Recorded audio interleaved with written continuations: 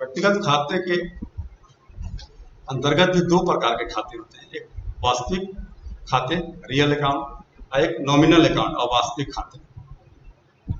मूर्त या अमूर्त वस्तु तथा संपत्ति से संबंधित खाते जो होते हैं उसको वास्तविक खाता कहते हैं, जैसे कैश अकाउंट, रोकड़ खाता, मशीन अकाउंट, भूमि अकाउंट, भवन अकाउंट, आपका जिसे गुडविल हो गया, ख्याति अकाउंट, पेटेंट वगैरह कंपनी की तरफ से कराए जाते हैं पेटेंट अकाउंट। इस तरह के जो खाते होते हैं वो वास्तविक खाते के अंतर्गत आते हैं।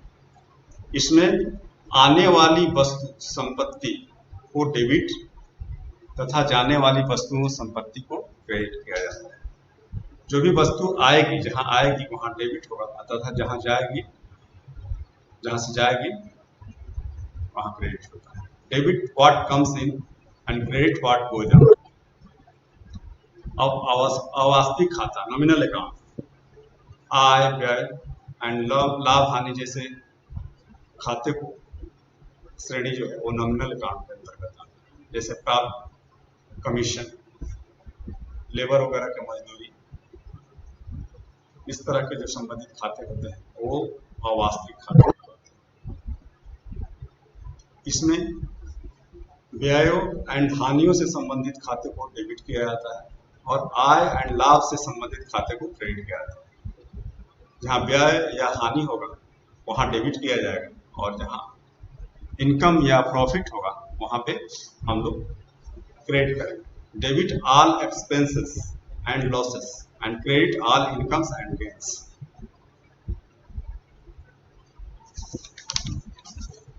एक बार देखें हम कि इसमें आया था क्वेश्चन में कि दोहरा लेखा प्रणाली के क्या लाभ है।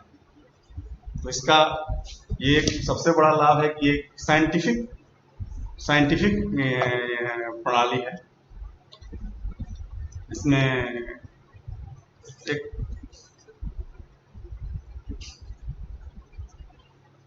इस प्रणाली के अंतर्गत नियम और एक स्पेशल नियम, विशेष नियम और सिद्धांतों के आधार पर काम होता है। इसके अंतर्गत इसमें खातों की शुद्धता होती है। सेकंड पॉइंट, खातों की शुद्धता। खातों की शुद्धता जो आसानी से हम लोग ज्ञात कर सकते हैं। सबसे बड़ा इसका लाभ है जैसे कि जो भी इसमें अकाउंटिंग करते हैं हम उसकी एक्यूरेसी को क्रॉस चेक कर सकते हैं तलपट बना के। जिसमें तलपट में क्या होता है, उसका दोनों पक्ष अगर समान हो जाता है तो ये हम लोग मानते हैं सामान्यतः कि इसमें गणितीय शुद्धता है। सभी लेन देनों का लेखा रहता है। इस प्रणाली में जितने भी लेन देन रहे, वास्तविक हो, अवास्तविक हो, व्यक्तिगत हो, सब तरह की खातों का इसमें लेखा रहता है। इसमें जालसाजी की कम संभावना है। प्रत्येक लेन देन के चूंकि दो अलग अलग लेखांकन होते हैं इसलिए उसके परिवर्तन के द्वारा जालसाजी की संभावना कम रहती है। लाभ हानि का सही ज्ञान हम लोग प्राप्त कर सकते हैं। दोहरा लेखा प्रणाली में क्या है, सही एक निश्चित समय में हम लोग को प्रॉफिट हुआ या लॉस हुआ इसका ज्ञान कर हम लोग उसके trial balance, profit and loss account बनाकर, ट्रेडिंग अकाउंट बनाकर कंपनी की या व्यक्तिगत जो भी खाते हैं उसका सही तरह से हिसाब हम लोग को लाभ हानि की सही वस्तु स्थिति प्राप्त हो सकती है। इसमें आर्थिक स्थिति का ज्ञान आता है। इस प्रणाली के आधार पर कितना हमको मेरा लायबिलिटी है, कितना एसेट है, कितना देनदार है, ये सब हम लोगों को पता चल जाता है। विभिन्न सूचनाओं की प्राप्ति, इस प्रणाली में कितना स्टॉक है, कितना विविध डेटर है, विविध क्रेडिटर है, कितना क्रय विक्रय हुआ, संपत्ति हुआ, दायित्व है, आय व्यय, महत्वपूर्ण जानकारी हम लोगों को मिल जाती है। लेखों का हम लोग तुलनात्मक अध्ययन भी कर सकते हैं। जैसे पिछले साल मेरे जो व्यापार की क्या स्थिति थी, अभी क्या स्थिति है, इस दोहरे लेखांकन प्रणाली में हम लोग को पता चल सकता है। दोनों को तुलनात्मक अध्ययन करने के लिए हम लोग व्यक्तिगत वर्ष के आंकड़ों से ये पता चल सकता है कि व्यापार की स्थिति क्या है। उसमें प्रगति हो रही है या उसमें गिरावट आ रही है। इसमें पुस्तकों की पूर्णता है और वैज्ञानिकता भी है। अन्य लाभ भी हैं, जैसे दोहरा प्रणाली में रखी पुस्तकें आयकर, विक्रय कर, उत्पाद कर आदि के निर्धारण में भी सहायक है। व्यापारिक विवादों के निपटारण में भी सहायक है। इसके कुछ कमियां भी बताया जाता है, जैसे चिली प्रणाली है, इसमें ट्रेंड आदमी चाहिए, पढ़ा लिखा व्यक्ति ही इसको कर सकता है, सामान्य व्यक्ति नहीं कर सकता है। स्पेशल एजुकेशन लेके नियमों की जटिलता है, इसमें सामान्य आदमी या कम जानकारी वाला आदमी करेगा तो त्रुटि की संभावना है, और श्रम और समय की अधिक इसमें लगता है। ये बुककीपिंग में दोहरी लेखांकन प्रणाली के लाभ और हानि।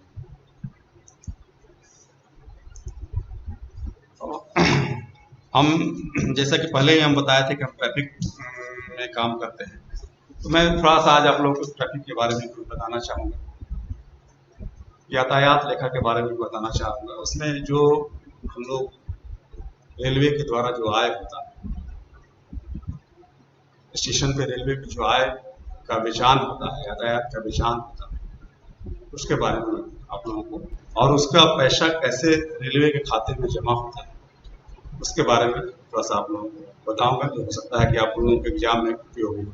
बुककीपिंग मैंने देखा कि बहुत दोस्तों ने लगभग सारे टॉपिक पे, पिछले आजाद जी हों, धर्मेंद्र जी हों, पंकज हो, सब लोगों ने बताया है। तो मैंने देख रहा था कि उन लोगों से मैक्सिमम टॉपिक आप लोगों का कवर हो गया, इसीलिए आज मैं आप लोगों को थोड़ा सा यातायात लेखा के बारे में भी बता रहा हूँ, जिससे कि आप लोगों को एग्जाम पर्पज से लाभ हो सके। कोई भी चीज, अभी जो आपका एग्जाम है वो मैक्सिमम 80% ऑब्जेक्टिव है और 20% सेल्फ सब्जेक्टिव। तो ऑब्जेक्टिव का सही आंसर तभी आप दे सकते हैं जब आप टॉपिक को सही से जानते हैं, तो ज्यादा क्वेश्चन का सही आंसर दे सकते हैं। टॉपिक के बारे में ज्ञान नहीं होगा तो हो सकता है कुछ क्वेश्चन आंसर दे के एक आध क्वेश्चन सही बना लेते हैं, कुछ गलती भी हो सकती है। इसलिए आप टॉपिक का ज्ञान होना जरूरी है। यातायात लेखा में हम लोगों का जो यातायात रेलवे का है, उसमें 3 तरह की आमदनी होती है। एक होती है कोचिंग आय, जिसके अंतर्गत पैसेंजर टिकट, पार्सल, लगेज, इस तरह का जो भी आया है, स्पेशल बुकिंग के तहत मोटर कार, ट्रैक्टर, इस तरह की आय, EFT, PRS, UTS, इस तरह की जो भी आय है वो कोचिंग आय के अंतर्गत होती है। इसके अलावा आपका हुआ गुड्स आर्मी, गुड्स के परिवहन से जो भी आय होता है वो आपको, गुड्स के परिवहन से जो भी आय होगा वो माल आय के अंतर्गत आता है। इसमें आपका कोल का ढुलाई, ईंधन का ढुलाई, उसके जितने भी तरह के माल हैं, गुड्स हैं, उन सभी का ढुलाई से जो प्राप्त आय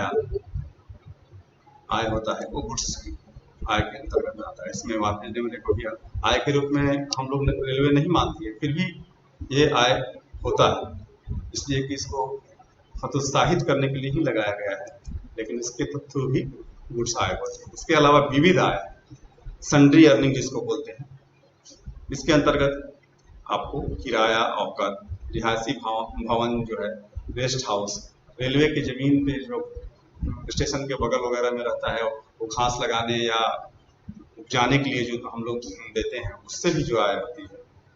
कैटरिंग वगैरह से जो आय होती है,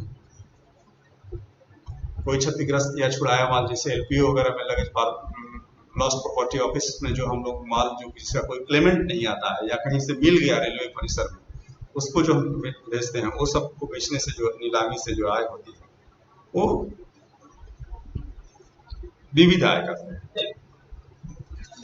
ये तीनों तरह के जो आय है, इसको X, Y और Z, X कोचिंग आय के लिए, Y गुड्स के लिए और Z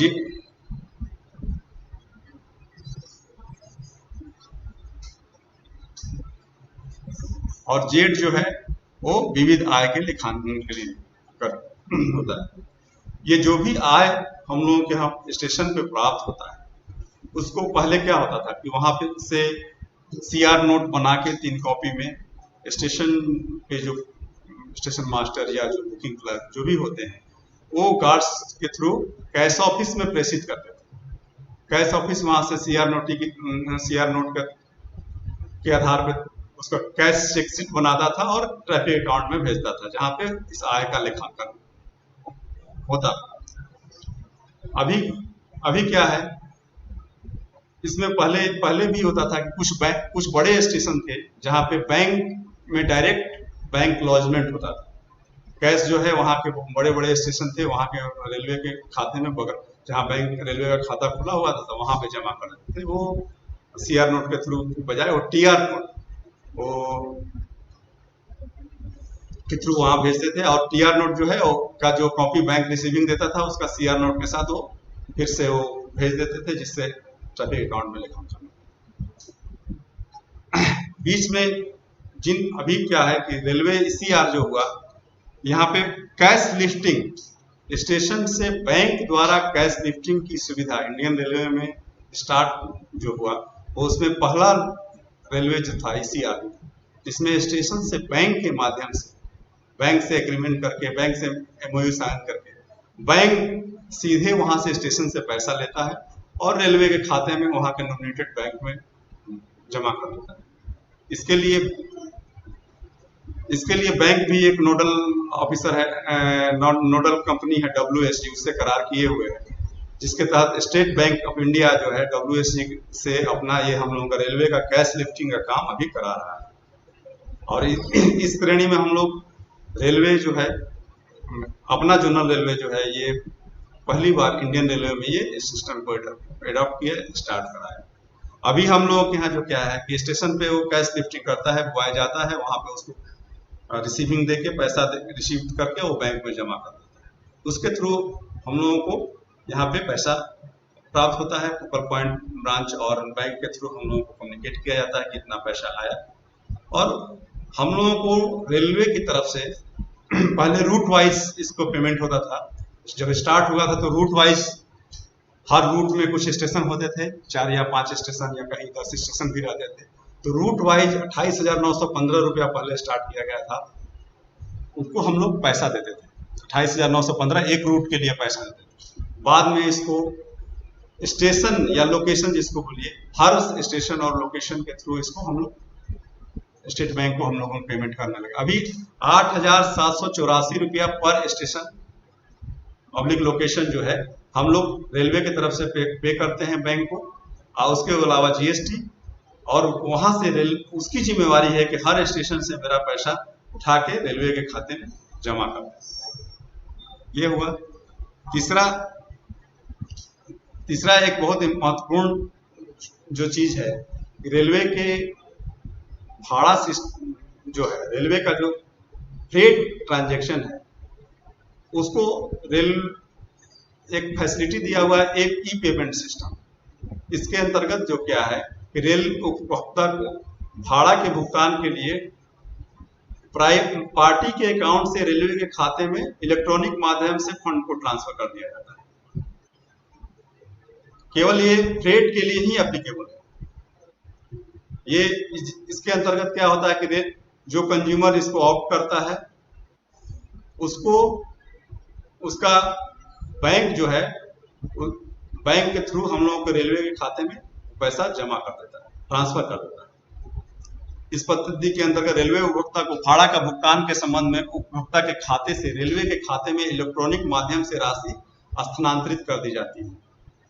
हम लोगों के लिए यहाँ पे हर जोनल रेलवे के लिए पीसीसीएम जो है, पीसीसीएम एफएनसीओ के पीएफए या कहिए पीएफए के कंसंट्रेशन से ये निर्णय लेते हैं कैसे इसको किया करना है। अभी हम लोगों के यहाँ जो प्रचलित प्रक्रिया है सीआर में, उसमें पीसीसीएम के यहाँ से आता है और एफएनसीओ टी ट्रैफिक अकाउंट के जो है वो डिसाइड करते हैं कि ये कैसे इसका हम लोग किस किस पार्टी को देंगे, कैसे देंगे, ये चीजें हैं। इसके लिए रेलवे बोर्ड का सर्कुलर भी है।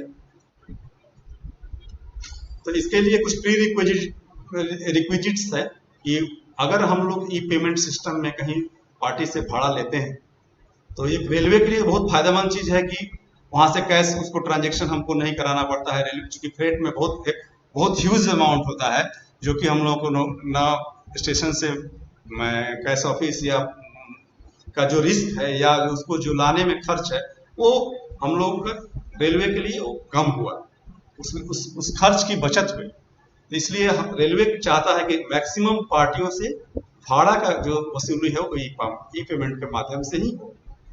इसके लिए पार्टी को क्या होता है कि पार्टी को नेशनलाइज बैंक या पब्लिक सेक्टर बैंक जो है के थ्रू रेलवे के बीच ट्राइट एग्रीमेंट किया जाता है, जिसमें तीन स्तरीय तीन पक्षीय करार किया जाता है, जिसमें एक पार्टी जो होता है रेलवे हुआ, दूसरा पार्टी बैंक हुआ, और तीसरा पार्टी जो आपका हुआ वो जो पार्टी जो विलिंग है, जिसका फ्रेट होना है, जो यातायात को ढोना है।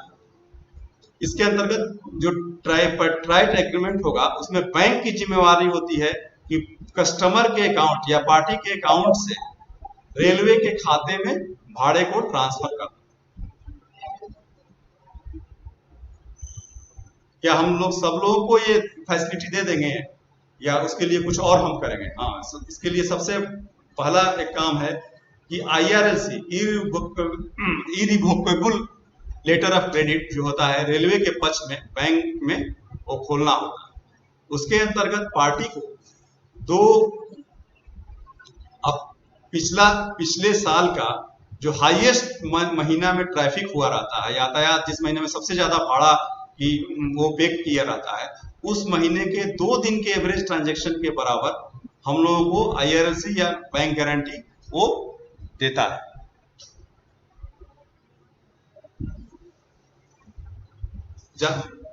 नया पार्टी मान लीजिए कोई है जिसका कोई ट्रैफिक ही नहीं हुआ है, 12 महीने में कोई ट्रैफिक डाटा हम लोगों के पास उपलब्ध नहीं है, उसके लिए कमर्शियल डिपार्टमेंट और अकाउंट्स एक उसके जो प्रोस्पेक्ट देता है कि हम कितना ट्रैफिक ढोएंगे, उसके आधार पे हम लोग उसका IRLC या बैंक गारंटी उस 2 दिन के उसके हिसाब से हम लोग लेते हैं।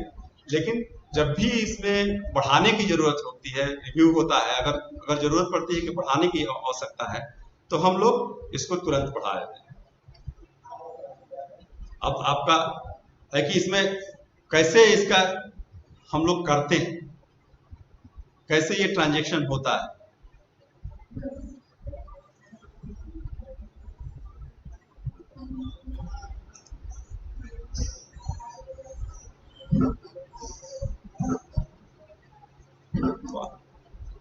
बात आप लोग करिएगा तो समझ में नहीं आएगा, आप लोग बात करेंगे तो समझ में ये नहीं आएगा, इसलिए बात ना करें, ठीक है। तो ई पेमेंट में ये क्लियर है कि केवल फ्रेट ट्रांजैक्शन के लिए रेलवे अभी ले रही है। इसके तहत क्वेश्चन ये भी आता है कि ट्राइट एग्रीमेंट किसके किसके बीच में होता है, IRLC क्या है, ये कितने दिनों के लिए खोला जाना अपेक्षित है, इस तरह के क्वेश्चन आपको आ सकते हैं।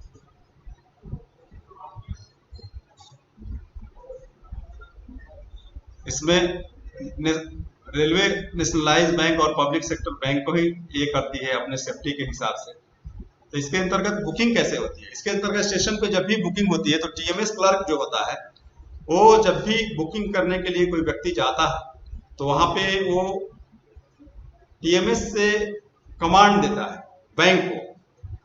बैंक को जब कमांड देता है तो जितना भी भाड़ा हुआ रहता है वो पहले से वर्कआउट करने पे जो भाड़ा सिस्टम बताता है कि इस कमोडिटी को ढोने के लिए यहाँ से यहाँ जाने के लिए इतना रुपया हुआ, उस अमाउंट को कमांड देता है बैंक।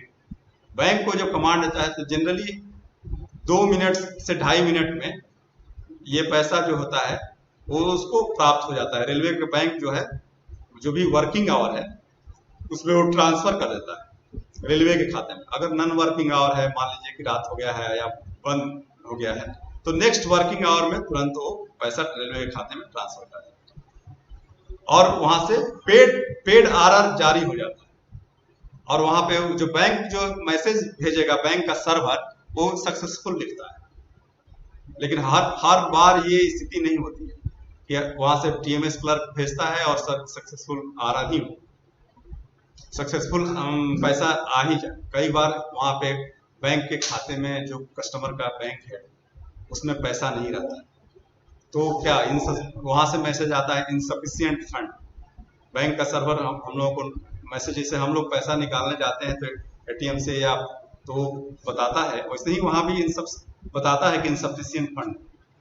तो इनसफिशियंट फंड होने के बावजूद भी हम लोग जो आरआर का कटने का क्या स्थिति होगा, आरआर का स्थिति ये होता है कि पेड आरआर कटता है, पेड ईआर कटता है, क्योंकि हम लोगों ने 2 दिन जो उसका ये है 2 दिन जो एवरेज ट्रांजैक्शन के आधार पे हम लोगों ने जो आईआरएलसी अमाउंट जमा हुआ है, बैंक गारंटी हमने लिया हुआ है, उस उसके उस अमाउंट तक, जितना अमाउंट का आईआरएलसी अमाउंट है, उस अमाउंट तक का आरआर जो है वो पेड आरआर कटता है, मतलब पेड ईआरआर कटता है up to amount of LC और बीसी, जो भी आपका है उस अमाउंट तक का वो पेड आरआर कटता है।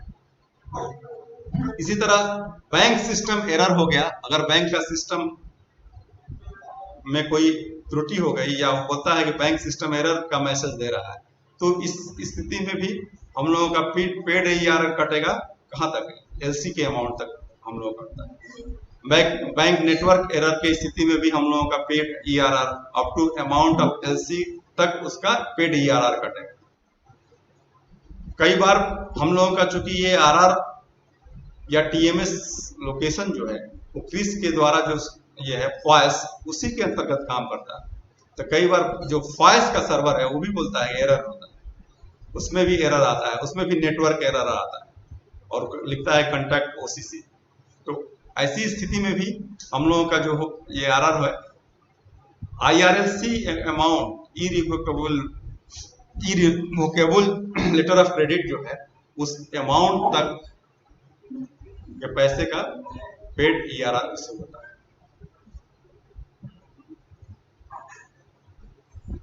समझ में आ रहा है आप लोगों को? यूजफुल आए?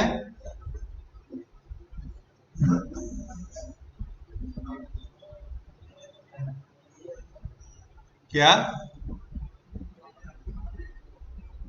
अच्छा, ये बता लेते हैं, पीएनएम जो यूनियन का जो मशीनरी होता है ना, रेलवे और यूनियन के बीच में जो निगोशिएशन या वार्ता होती है कर्मचारी हित में, वो पीएनएम होता है। ये पूरा बता देते हैं।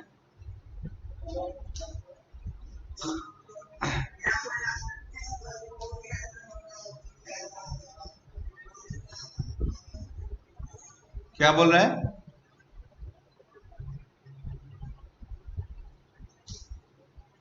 तो ऐसे टीएमएस से जो आपका है पेड आरआर या पेड आरआर कट जाता है। ऐसा नहीं है कि केवल ट्राइपार्टाइट एग्रीमेंट होता है। रेल सामान्यतः सामान्य पार्टियों से, जो पार्टी डायरेक्टली रेलवे से लिंक करती है, उसके लिए हम लोग ट्राइपार्टाइट एग्रीमेंट हम लोग करते हैं।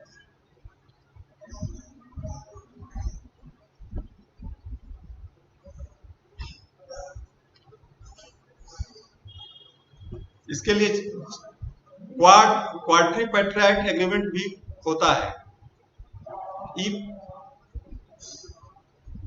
ई पेमेंट में जैसे बहुत सा पार्टी जो क्षेत्रीय रेल उपभोक्ता पार्टी है, वो किसी अपने लोकल लेवल पे या कोई अपना हैंडलिंग एजेंट नियुक्त किया हुआ है, तो वैसी स्थिति में क्या होता है, पार्टी अगर आवेदन देता है पीसीसीएम को और वो स्वीकृत करते हैं, तो वैसी पार्टियों के साथ क्या होता है, क्वाड्रिपैट्राइट एग्रीमेंट करते हैं। उसमें पार्टी, रेलवे, पार्टी या बैंक, और उसके साथ साथ जो उसका हैंडलिंग एजेंट होता है वो भी एक फोर्थ। आपकी आवाज नहीं आ रही, अब क्या कुछ बोल रहे हैं क्या आप लोग?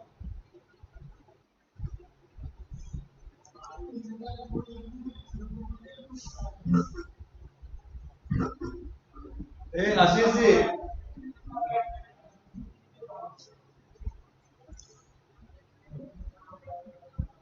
कोई कोई बोल रहा है बार बार, जिससे हम समझ में नहीं आ रहा है क्या वो चाह रहे हैं।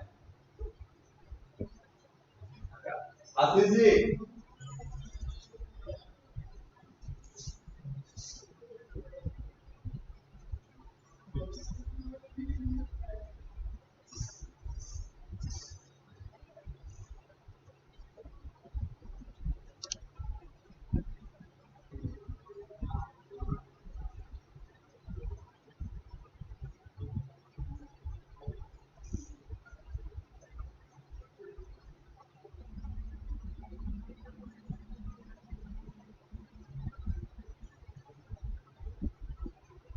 एक मिनट हम रुके, बुलाते हैं।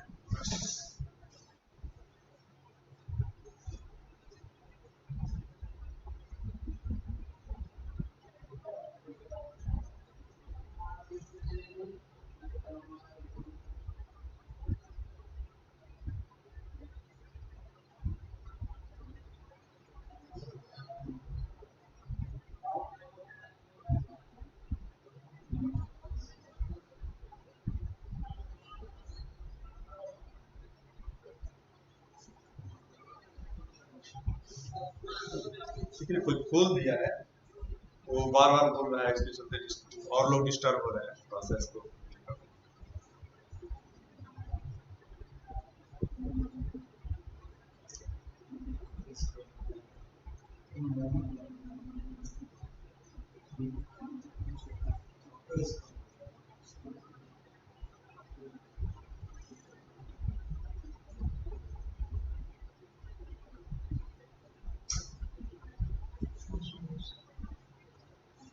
से कोई दिक्कत नहीं होता है।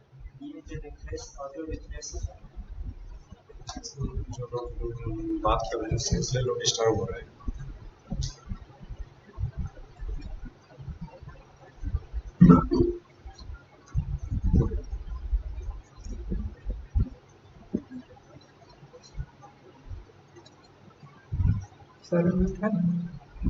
कोई बोल रहा है, उसमें से बहुत आवाज आ रही है, बच्चे भी बोल रहे हैं बार बार, ये सब बंद करवाए।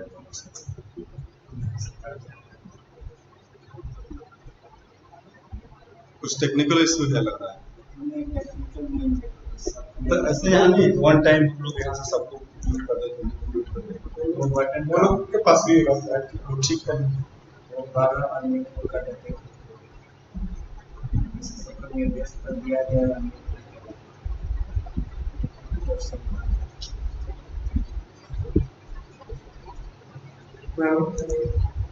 अभी भी आवाज आ रही है क्या दूसरे की? ठीक है, अच्छा। वही हम बता रहे थे कि ट्राइपाइट्राइट एग्रीमेंट के लिए क्या हुआ, तीन पार्टी हुआ, एक रेलवे, एक आपका नेशनल बैंक, नेशनल या पब्लिक सेक्टर जो बैंक है अपना रेलवे, और तीसरा हुआ पार्टी कस्टमर।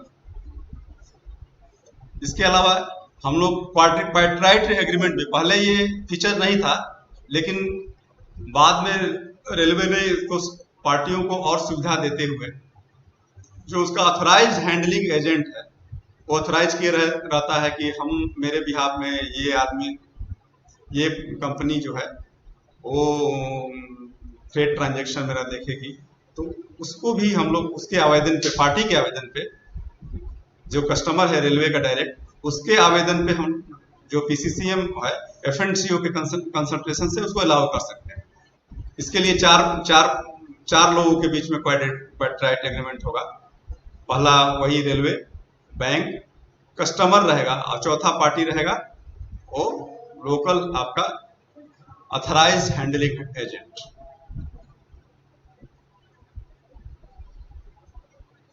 इसके तहत आपके जो ऑथराइज हैंडलिंग एजेंट है उसके खाते से रेलवे के खाते में भाड़ा ट्रांसफर किया जाता है।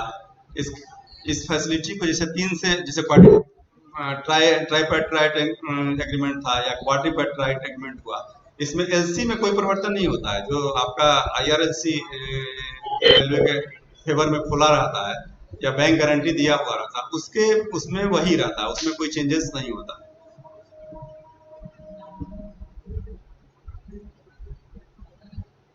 प्राइवेट बैंक वगैरह जो है, जिसे हम लोग अभी बोल रहे थे कि नेशनल बैंक और पब्लिक सेक्टर बैंक जो है, उसी को केवल हम रेलवे ने फेवर किया।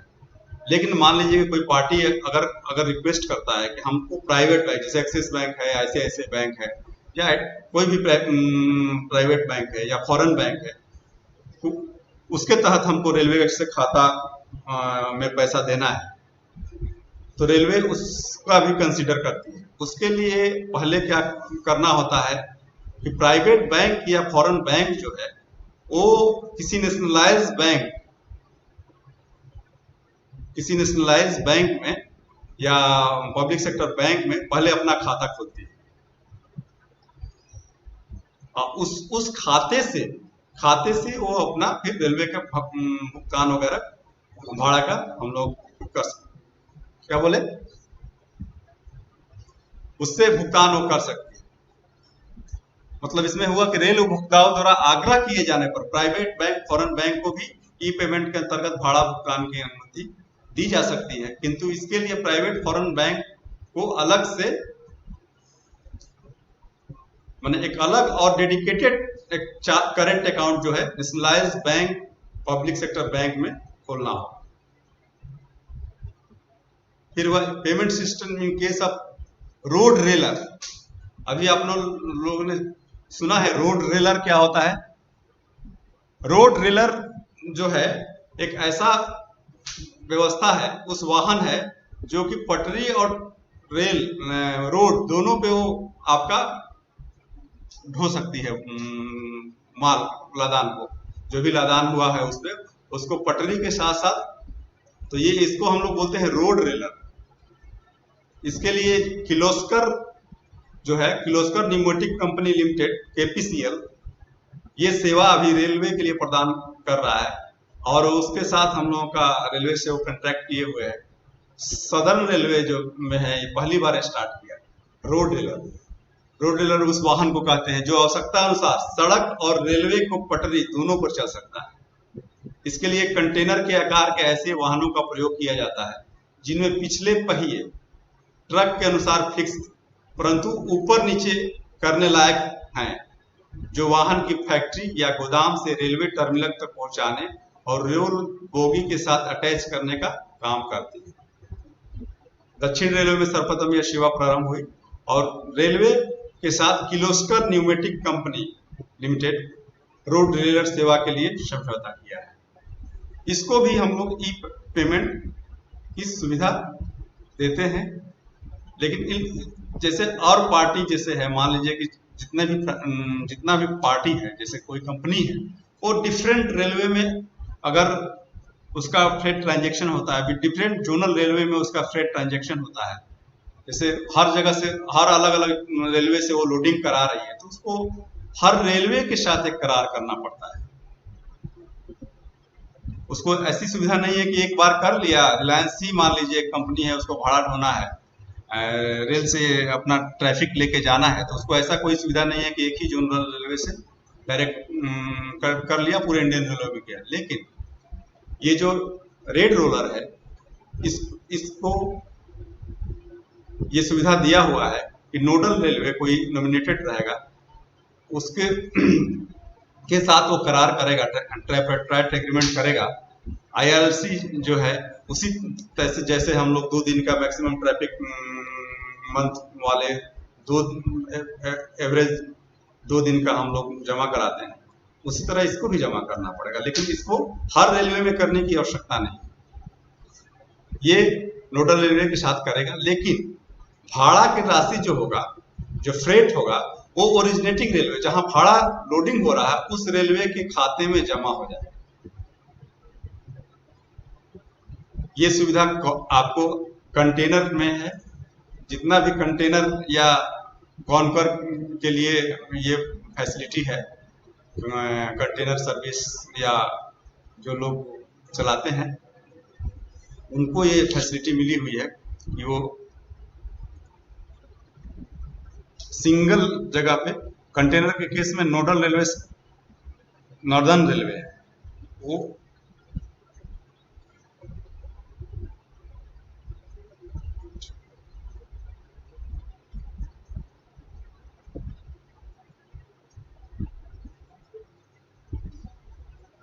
नोडल रेलवे नॉर्दर्न रेलवे है, उसके साथ ये कर सकता है। उस वहां पे ट्रैट एग्रीमेंट होगा वहीं पे, लेकिन भाड़ा हमेशा जहां ओरिजिनेटिंग रेलवे का के ही खाते में आएगा। जहां पे भी जिस रेलवे के जोनल में ये बुकिंग होगा वहीं पे खाता, मतलब सभी कंटेनर ऑपरेटर कॉन्कर सहित यह अनुमति है कि वे सिंगल बैंक अकाउंट से सिंगल ट्रैट अकाउंट के एक क्षेत्रीय रेल जो नोडल रेलवे हम बोल रहे हैं, से अपने सभी टर्मिनल ऑब्लिक लोकेशन के लिए ई पेमेंट का भुगतान कर सकती है। लेकिन इसमें भाड़ा की जो राशि होगी ऑलवेज ओरिजिनेटिंग रेलवे खाते में जाएगी। सिंगल एग्रीमेंट जो है ये है e payment system in case of AFTO. AFTO होता है आपको ऑटोमोबाइल फ्रेट ट्रेन ऑपरेटर, जैसे कार वगैरह जो कंपनी सब ले जाता है। अभी भी सबसे ज्यादा जो इस तरह का लोडिंग है वो ऑप्टो के तहत रेलवे से ही ये लोग संचालित करते हैं। इसमें कंपनी जो ऑप्टो के तहत है वो अपना वैगन प्रोवाइड करती है रेलवे को, और उसको रेलवे अपना विशेष नियमों के तहत उसको ये सुविधा दी हुई है कि वो सिंगल एग्रीमेंट करेगा, वो भी किसी रेलवे के साथ और नोडल रेलवे के साथ। और बेस टर्मिनल, ये नोडल रेलवे कहाँ होता है, जहाँ इसमें इसके अंतर्गत आपको कहता हूँ जहाँ बेस टर्मिनल हो। मान लीजिए मारुति को गुड़गांव संयंत्र से अपना माल हर जगह भेजना है, तो वहाँ का जो उस क्षेत्रीय रेलवे के गुड़गांव जो आता है, उस जो बेस टर्मिनल हुआ वहाँ उसका, उसके साथ वो एग्रीमेंट करता है। और एलसी और बीजी बैंक गारंटी जो है वो पहले की भांति सेम रहता है। तो हमने अब आप लोगों को कैश डिपोजिशन के बारे में समझ में आया, और जो सिंपल कैश है आपका रेलवे का, वो पहले हम लोगों को कैशियर के थ्रू रेलवे खाते में आता था। स्टेशन से कैश वैन, गार्ड बुक पर रिसीट सीआर नोट में एंट्री करके वो पहले स्टेशन से जाता था, वहाँ पे कैश ऑफिस में जाता था, कैश जो कैश बॉक्स होता वहाँ निकाल के कैश विटनेस होते थे, जो कि स्टेशन के कर्मचारियों के हितों की रक्षा करने के लिए होते थे। उनके सामने खोला जाता था, उसमें पावती जो सीआर नोट रहता था उसमें भर के एक कॉपी स्टेशन को भेजा जाता था, एक कॉपी आपका कैश चेक शीट बना के ट्रैफिक अकाउंट में, यहाँ पे कैश बुक सेक्शन है मिसलेनियस सेक्शन के अंतर्गत, वहाँ पे आता था, जिसके तहत वो कैश बुक रोकड़ बुक अपना बनाता था। इसके बाद क्या हुआ कि आपको कैश स्टेशन से बैंक के थ्रू कलेक्ट किया जाने लगा।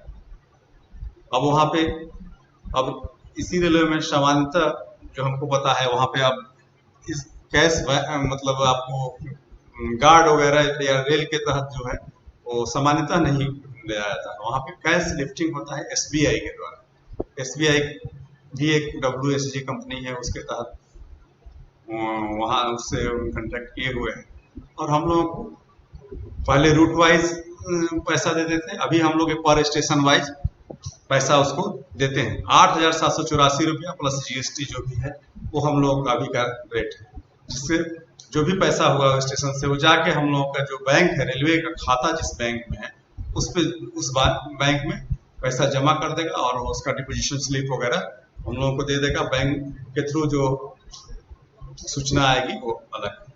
तीसरा हुआ फ्रेट जो है, जो माल भाड़ा की अदायगी है, वो पार्टी ही वहां पे स्टेशन पर पैसा जमा नहीं करता है, वो जिनके साथ हम लोगों का ई पेमेंट का करार आता है। रेलवे भी चाहती है कि ई पेमेंट मैक्सिमम पार्टियों से, जिससे कि हम लोगों का वहां से कैश ले जाने या कैश होने में जो खर्च होगा या कैश ले जाने का जो रिस्क है वो सब कम हो सके या नहीं के बराबर है। अभी जो भी रिस्क है वो स्टेट बैंक ऑफ इंडिया जो हम लोगों का ले जा रही है कैश, उसका रिस्क रहेगा कि स्टेशन से ले जाने का है, उसको भी मिटिगेट किया जाएगा, उसको भी वो अमाउंट को कम किया जाएगा कि वहाँ पे फ्रेट का जो भी है डायरेक्ट ई पेमेंट के थ्रू हम लोगों को बैंक में जाता है। इसके लिए आप लोगों को मैंने बताया कि प्री रिक्वेस्ट है कि वो जो भी पार्टी है जोनल रेलवे के जहाँ पे माल लोड करना है, जहाँ पे लोडिंग करवाना है, वहाँ के जोनल रेलवे के PCC मतलब मुख्य जो आपके कमर्शियल चीफ कमर्शियल मैनेजर है, प्रिंसिपल चीफ कमर्शियल मैनेजर है, उनके यहाँ आवेदन देता है। वो फाइनेंस मतलब PF है। अभी हम लोगों के यहाँ नोडल ऑफिसर हैं FNCOT जो यातायात लेखा के हेड हैं, वो उनके सहमति से वो डिसाइड करता है और उस पार्टी को हम लोग ई पेमेंट की सुविधा देते हैं। उसके लिए पहले हम लोग ट्राइपेट्राइट एग्रीमेंट करते हैं। ट्राइपेट्राइट एग्रीमेंट में रेलवे, बैंक और वो पार्टी, जिसके तहत बैंक की ये जिम्मेवारी होती है कि पार्टी के खाते से पैसा रेलवे के खाते में ट्रांसफर कर दे। जो भी पैसा है, जो भी फ्रेट हुआ, वो रेल के खाते में आ जाए, ये बैंक की जिम्मेवारी है। बैंक उसमें एक तरह से बोलिए कि क्या, हेलो, बैंक की ये जिम्मेवारी है कि पैसा रेलवे के खाते में जमा कर। इसके लिए एक सेफ्टी, रेलवे के हितों को ध्यान में रखते हुए, कि ध्यान सुरक्षा के लिए IRLC जो होता है, इरेवोकेबल लेटर ऑफ क्रेडिट होता है, जो रेलवे के पक्ष में बैंक में खोला जाता है, जिसके अंतर्गत कितना रुपया का खोला जाएगा, ये उसमें है कि विगत एक पार्टी का अगर रेगुलर ट्रांजैक्शन रेलवे के साथ रहा है पिछले सालों में, तो एक साल में जिस महीने में सर्वाधिक वो फ्रेट ट्रांजैक्शन हुआ है, जिसमें भाड़ा रेलवे के लिए उसको देना पड़ा है, उस महीने के एवरेज 2 डेज, मान लीजिए कि 20 दिन ट्रैफिक हुआ, तो जितना भाड़ा हुआ उसमें 20 से भागा देके 2 दिन का हम लोग भाड़ा निकाल लेते हैं। 30 दिन हुआ तो 30 दिन के अनुसार निकालेंगे, 10 दिन हुआ 10 ही दिन के अनुसार एवरेज 2 डेज का जो भाड़ा हुआ, वो रेलवे के नाम में वो IRLC अकाउंट खुलती है, बैंक गारंटी देती है।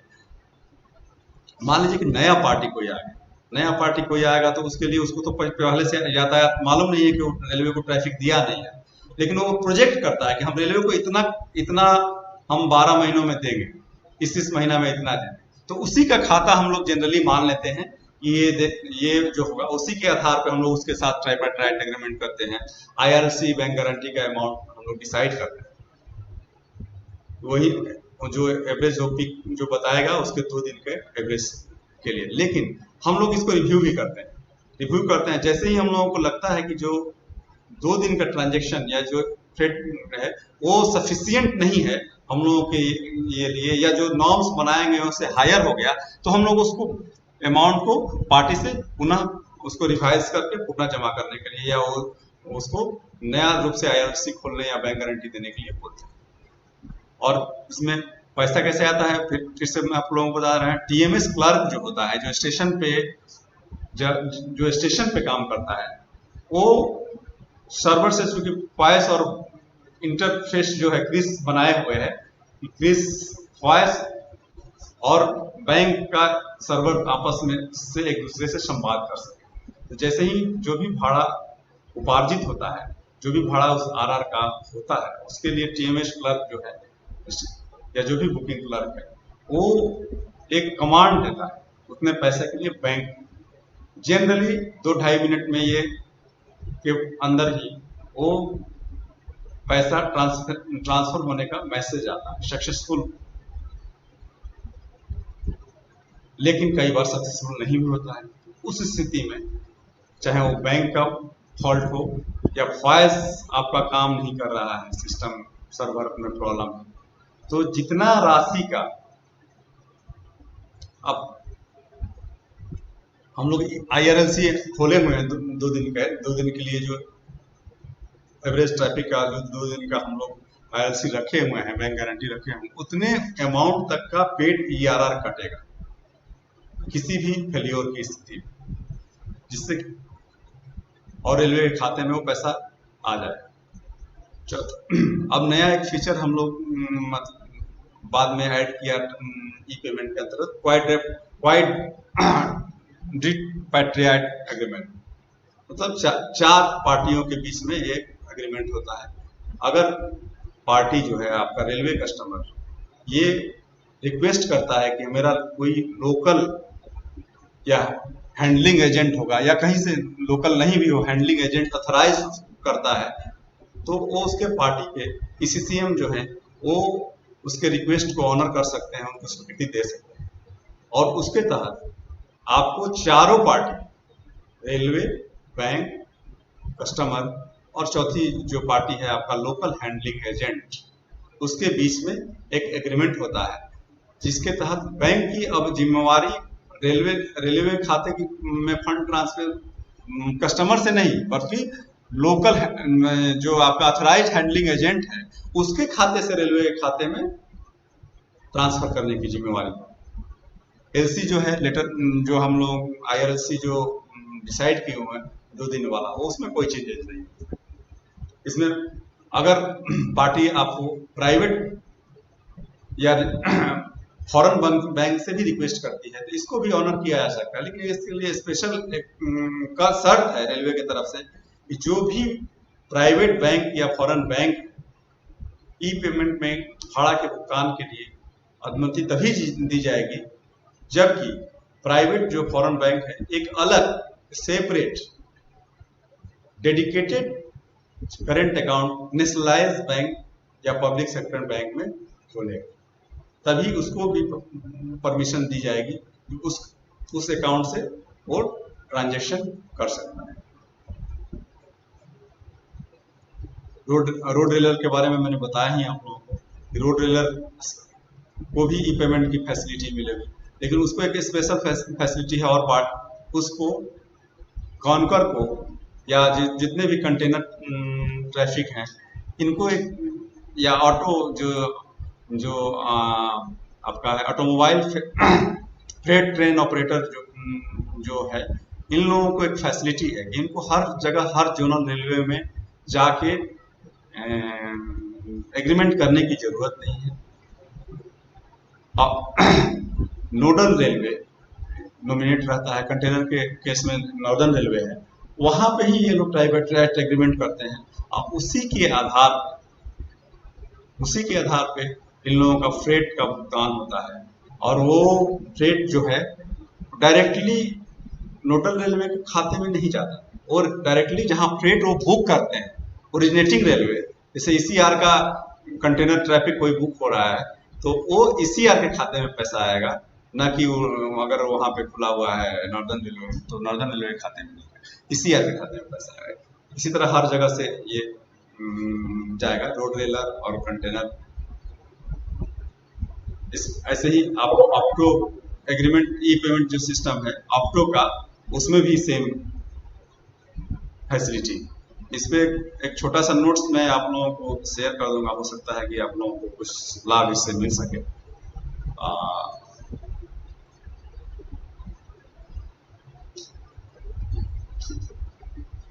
ठीक है, हमको लग रहा है कि इससे कुछ ई पेमेंट और रेलवे का जो कैश हैंडलिंग है अभी जो प्रेजेंट में किया जा रहा है ECR में स्पेशली और जोनल ECR में, वो भी रेलवे बोर्ड के नियमों के तहत ही हो रहा है। हर रेलवे में ये भी प्रावधान है, लेकिन ECR में जो हो रहा है, जो ये जो रेट मैंने बताया था आपको 8,784 रुपया पर स्टेशन पर लोकेशन, ये कोई रेलवे बोर्ड का सर्कुलर नहीं है, ये जोनल लेवल पे कॉन्ट्रैक्ट होता है बैंक के साथ। वहाँ की परिस्थितियों के अनुसार ये रेट डिसाइड होता है, कितना हार्डशिप है, बैंक की दूरी क्या है, या इन सब चीजों को देख के। तो ये दूसरे रेलवे में आप लोग को जानना जरूरी है कि ये अलग भी हो सकता है, ये जरूरी नहीं है कि ECR में जो रेट है वही नॉर्दर्न रेलवे में होगा या NCR में होगा, वहाँ का बैंक एग्रीमेंट अलग हो सकता है।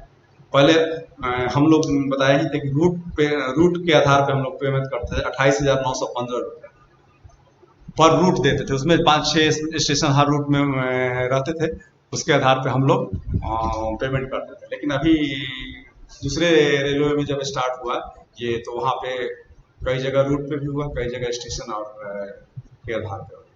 अभी हम लोग ECR में भी पार्टनर SBI ने बोला कि वो रेट पर्याप्त नहीं था या उससे ज़्यादा उसका वर्किंग जो था वो बहुत टफ था, उसको उसमें जो पेनल्टी क्लास वगैरह लगे हुए थे पैसा नहीं कलेक्शन करने के लिए, वो उसको वर्कआउट करना कठिन था। तो अभी वो सिंगल पर लोकेशन वाइज, पर स्टेशन वाइज जो है उसके आधार पे हम लोग यहाँ से वो बिलिंग करते हैं। 8,784 रुपये ECR चार्ज है, उसका इस पे GST भी अभी दिया है। इसका भी मैं जो अभी 2019 का रेट है, हर साल ये रेट रिवाइज करने का जो MOU बना था तो उसमें हर साल ये रेट रिवाइज करने का बैंक को ये दिया गया। तो अभी जो अभी 19 का ये रेट है, एक अभी भी वही चालू है, तो उसके आधार पर ये भी मैं आप लोगों को शेयर कर दूँ। ठीक है, थैंक यू। हमको उम्मीद है कि थोड़ा सा जरूर आप लोगों को इससे जानकारी मिली होगी। और किसी को विशेष जानकारी की किसी टॉपिक पे जानकारी की हो तो पहले ही दिन मैंने बताया था कि ट्रैफिक अकाउंट में फर्स्ट फ्लोर पे हूँ, रवि रंजन सीनियर SOPRS। आप लोग कोई भी ट्रैफिक के संबंध में अगर जानकारी की आवश्यकता हो तो आप बात कर सकते हैं। Thank you. Okay, candidates, we are ending the second session of bookkeeping. PNM आपका PNM जो जैसे यूनियन के से GM का या HODs PSODs का जो मीटिंग होती है, जो मंथली या वीकली कर रहे हैं, एनुअली, उसमें जो स्टाफ मुद्दों को लेके वो PNM ये कर जाके मिलते हैं, उसी को PNM कहा गया है। स्पेशली कोई अलग से PNM आए। मिनट्स मीटिंग तो हमको भी देखना पड़ेगा, लेकिन PNM यही होता है। PNM यही होता है, परमानेंट निगोशिएशन 3 मशीन होता है। उसके तहत कर्मचारियों के समस्याओं को समाधान हेतु यूनियन अपने अधिकारियों से, रेल अधिकारियों से वार्ता करती है, उसी को PNM बोलते हैं। Okay, thank you, candidates. और कुछ जरूरत होगी तो आप लोग मिल सकते हैं। मैंने बताया कि फर्स्ट फ्लोर पे मैं हूँ ट्रैफिक अकाउंट में, आप लोग मिल सकते हैं, कोई दिक्कत नहीं। हमारे पास समय कम है, इसलिए सेशन को अभी ऐसे करना पड़ेगा।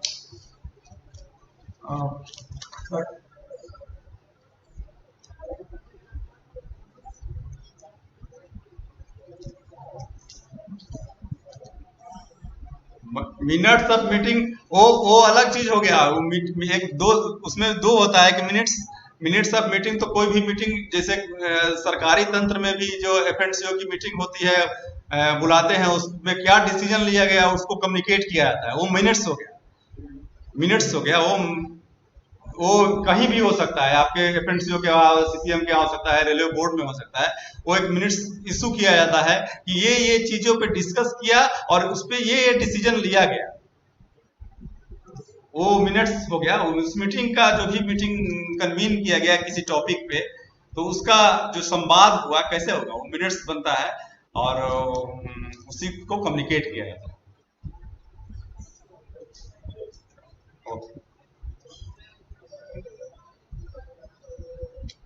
हाँ,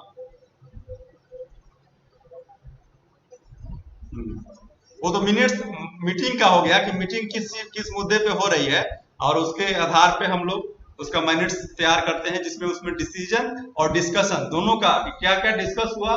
उसमें ये भी रहता है कि बड़े अधिकारी जो होते हैं या कोई मेन पॉइंट, कोई SO लेवल या मान लीजिए OS लेवल पे भी कुछ बड़ी बातें कही जाती है, तो भी वो उसको दर्ज किया जाता है नोट्स। बहुत सा मीटिंग में हम लोग भी गए हैं यहाँ पे CCM के यहाँ, तो उसमें हम लोगों की बातों को भी दर्ज किया है कि अनुभाग अधिकारी ने ये बात बताई थी, और वो चीज या कोई भी जो बोला है, कोई मुख्य बात आप करते हैं, डिस्कस करते हैं, तो वो चीज वहां पे वो दर्ज होता है। ठीक, थैंक यू। बिल्कुल जो मेंबर प्रेजेंट हुआ, क्या डिस्कस हुआ, क्या है ये हुआ।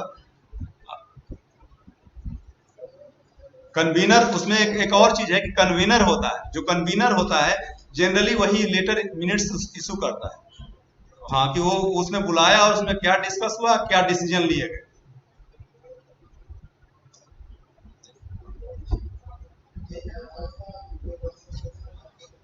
Thank you. ओके।